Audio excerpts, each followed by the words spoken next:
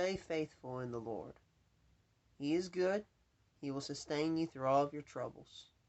Keep him on your mind at all times, that you may love him with all of your mind, so that you may love him with all of your heart, and may love him with all of your soul, and all of your strength as well.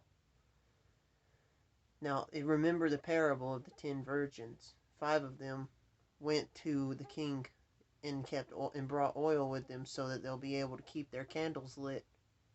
And then 5 of the other virgins, who were foolish, did not bring any oil with them. So they all fell asleep. And then whoever it was came out and said, "Come in, for the king's ready to see you." And so the 5 virgins who had oil for their lamps used that oil to rekindle their lamps. But then the 5 virgins who did not have any oil said, "Give us some of yours so that we may be able to relight our lamps and go to the king."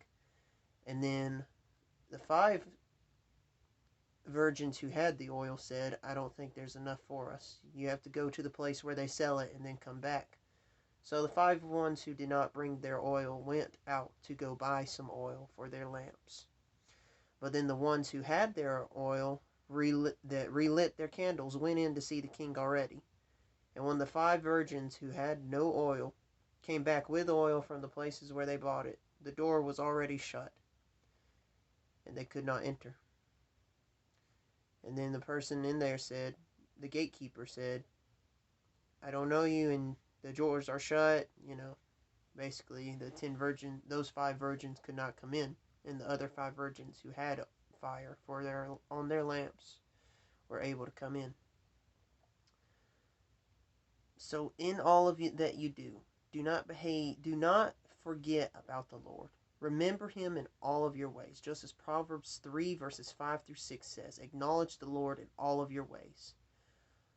And then it says, "Avoid every kind of evil" in 1 Thessalonians 5:22. And in Haggai 1:5 it says, "This is what the Lord says, give careful thought to your ways." So in everything that you do, acknowledge the Lord and keep him in your mind. Think of, is this what the Lord would want you to do? And make sure you never forsake the Lord and think that, oh, he's not coming back anytime soon. Because Jesus said that suppose my servant starts acting wickedly and says, "My master is gone for a long time," and starts to beat his fellow servants and drink with drunkards and eat with them. Then the master of that servant will come at a time that he does not expect him, and will cut him to pieces and put him with the hypocrites, where there will be weeping and gnashing of teeth. So in all of your ways acknowledge the Lord, and stay strong in him. Never forget him. Keep him on your mind at all times, for he is good and better than anything that might seem fun in your life. Now, every now and then to do something that's pretty fun, or like a break, take your rest from the work that you're doing, okay. But make sure that in every part of your life you're always thinking of the Lord. Take no rest for it. For the work needs to be done before you rest. And our work is to learn from the Lord, ask the Lord for guidance, wisdom, and patience.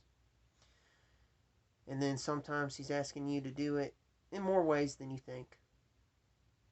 But make sure that in everything you do, you're always thinking of the Lord, and you're always acknowledging him. Make sure that anything that you do is okay and it's not wrong, so that your fire may stay lit, so that you will have oil for your lamps. That's what I took from the story, at least.